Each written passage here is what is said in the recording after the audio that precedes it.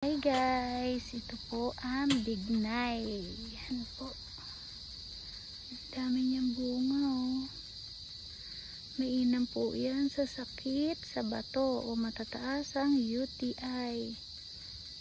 Nakakapag-ayos din po yan ng creatinine sa ating katawan.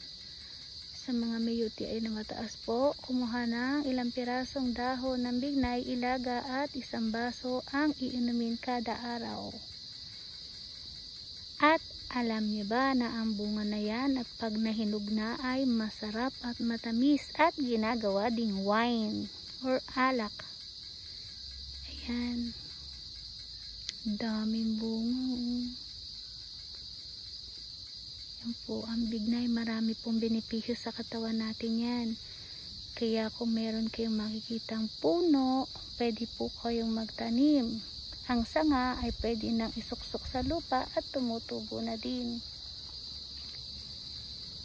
Simula puno hanggang dahon at bunga ay malaki ang binibigay na benepisyo sa ating katawan at kalusugan.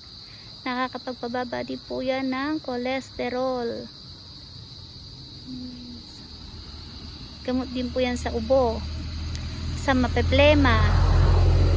Ang ugat naman po sa mga regla na hindi okay o hindi ayos.